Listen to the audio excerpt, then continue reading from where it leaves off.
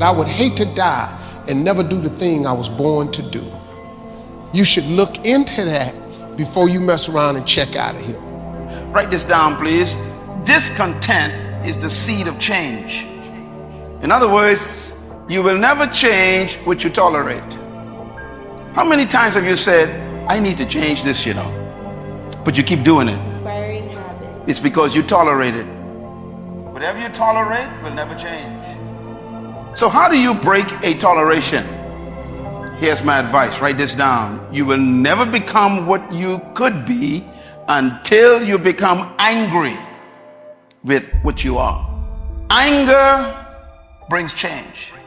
Your life is defined by what you hate. Can you write that down right now? Whatever you don't hate, you allow. And whatever you allow, you will never change. People say that God is love. And sometimes we use that to accommodate evil. But the Bible says God also hates things. The great King David wrote 7 things God hates. Solomon wrote 14 of them. What kind of habits do you have? What is your secret habit? What is your public habit? You designing your future with that habit. We don't decide our future, we decide our habits. And our habits decide our future.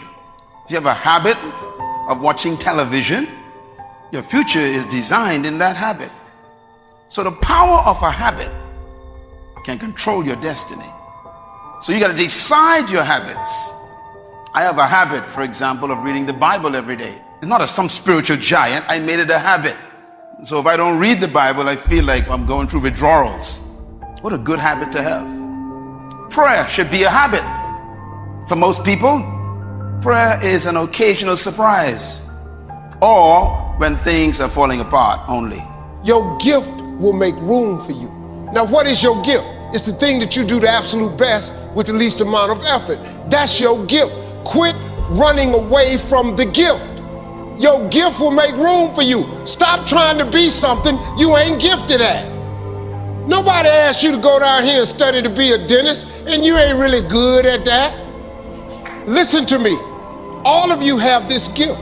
Identify it. It's the thing that you do the absolute best with the least amount of effort. That's what you should be doing. You're wasting your time pursuing your passion.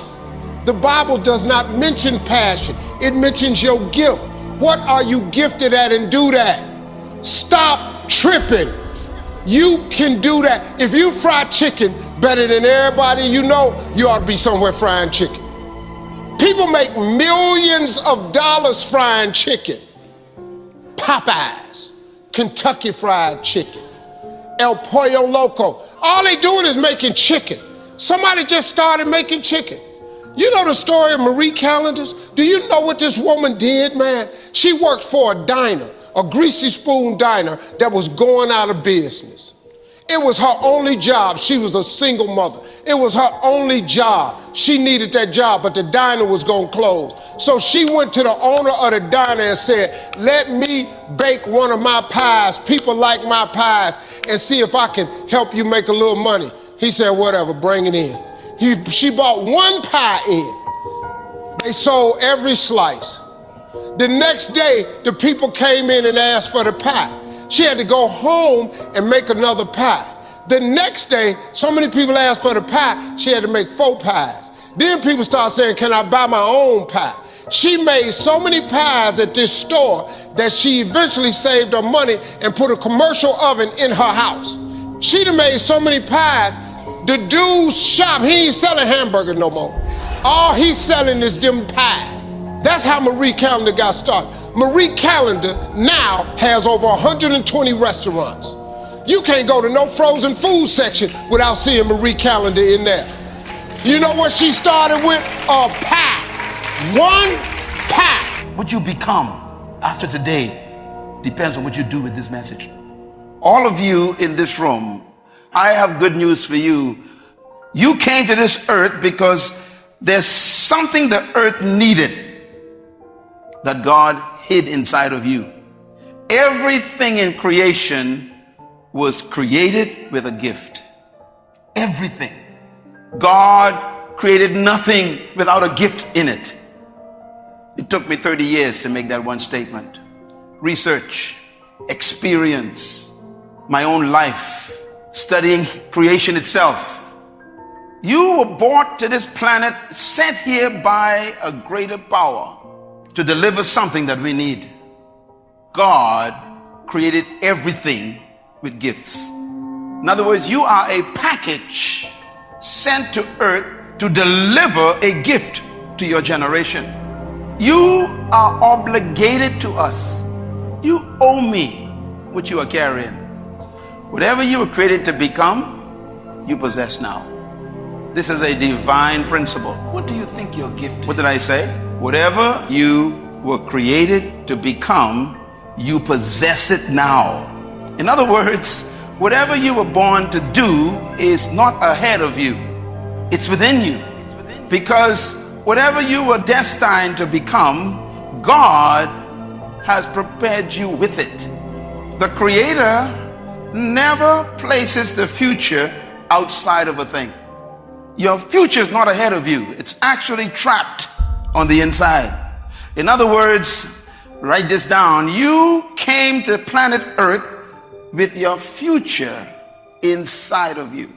I say it this way: God hid your future in a place where He knew you couldn't miss it. A gift is the inherent capacity to fulfill a function that meets a need in creation. Every word is important here. Inherent means no one can give this to you. You came with this. No prophecy can give you a gift. A prophecy may stir it up. This session is probably one of the most important sessions in your life because you are still stuck looking for a job.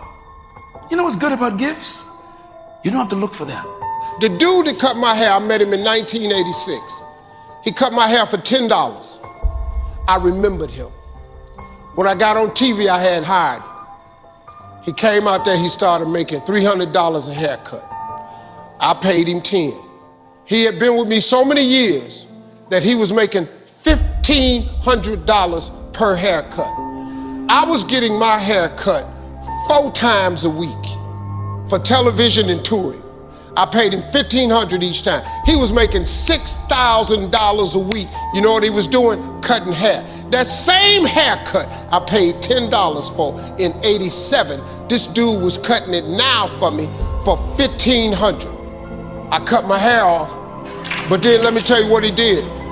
I paid him a chunk of money for being with me all these years, gave him a severance pay, told him good luck. Guess what this dude got now? He got 4 salons and he owned 2 barber colleges. You know what this dude make now? $3.6 million a year. You know what he do? He cut hair.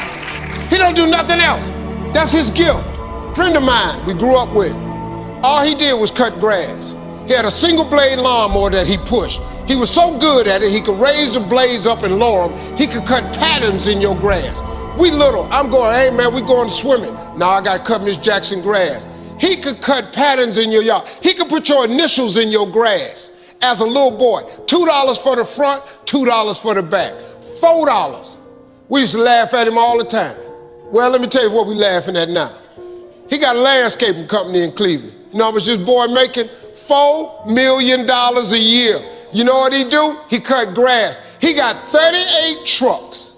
He got all the contracts in the city, malls, corporations. And when it snow outside, he do such a good job cutting the grass, he put plows on the front of his trucks, and he got all the snow removal contracts. This boy making $4 million a year, and you know what he do? He cut grass. If you study all of our culture, all of our cultures, look at our cultures, they are built on employment. The employment destroys your gift. It stops you even from thinking about it. We have been damaged greatly by our educational systems because they have actually been conditioning us to believe that we are only here to find a job, pay some bills, and die. Matter of fact, everything your parents tell you has to do with a job. Most of us, based on our culture, have been taught to go and find your future. And so we are conditioned just to get an education, to get a job, and then work in a place we hate for 45 years. And then they give us a clock to go home with, to sit in a rocking chair to watch the rest of our time fade away. This is what they call retirement. It means you're tired. So you are retired, double tiredness. Do not go to school, young people, to find a gift. Single woman, I promise you, you'll never find your gift in education. So make a note of this. A gift can never be learned. It can only be refined. That's why you can go to college and get a PhD and still be broke. Because education is not a gift. You can actually go to school and spend a lot of money going through all kinds of universities and never refine your gift because you took the wrong courses. Most people, God forbid, in this room, went to college and studied the wrong thing because your decision to choose a certain area of study was motivated more by economic potential than personal fulfillment. Your career is not your gift. So now you are depressed because you are not fulfilling your gift. Well educated and still trying to pay a phone bill. Even your career may not be your gift, is what I'm saying. And God may send this message to you right now to tell you it's time to change your career into your call. I was speaking at a school once. I was talking to the students. The principal was mortified with my message because I was telling the truth. I was telling the kids, your education is important, but your education is not the most important thing in your life. I'm sorry, it's not. Your dream is the most important thing in this world. It tops your education. Your dreams dwarf your education. I said, and the principal came up on the stage while I was speaking, don't ever say that to my school again. Well, I'm just telling you, dog. You can save your kids a lot of pain if you ever talk to them about their dreams. You got to talk to young people about their dreams. See, it's not your education. The Bible don't even mention education. It ain't even in there. The Bible says a man without a dream or vision shall perish. If you talk to kids about their dreams, your dreams can spur you to get the education. But if you never find out what a child is dreaming about, you can't hold their attention. It's the dream, man. If you got a kid that want to be an airplane pilot, you can quit talking to him about education. Talk to him about being a pilot, how great it is, where he'll be able to fly. Then he'll do math, he'll do engineering, he'll go to science, because he wants to be a pilot. It's the dream that's the biggest thing. People killing me, man, with this education. I ain't knocking education, but you can make it without education. I ain't got one. You know how many people got degrees, ain't working nowhere. Now, if you want to be a doctor, lawyer, dentist, stuff like that, you got to go get education. We're not talking about that. But you keep going to get all these pieces of paper hang on your wall. You got one degree, you ain't make it with that. Your life will never be a straight path. I began at Fordham University as a pre-med student. I took a course called cardiac morphogenesis. I couldn't read it, I couldn't say it, I sure couldn't pass it. So then I decided to go into pre-law, then journalism. And with no academic focus, my grades took off in their own direction. I was a 1.8 GPA one semester, and the university very politely suggested that it might be better to take some time off. I was 20 years old, I was at my lowest point. And then one day, March 27th, 1975, I was helping my mother in her beauty shop. There was this older woman who was considered one of the elders in the town, and I didn't know her personally, but I was looking in the mirror, and every time I looked at the mirror, I could see her, she was staring at me. She said something I'll never forget. She said, "Young boy, I have a prophecy, a spiritual prophecy."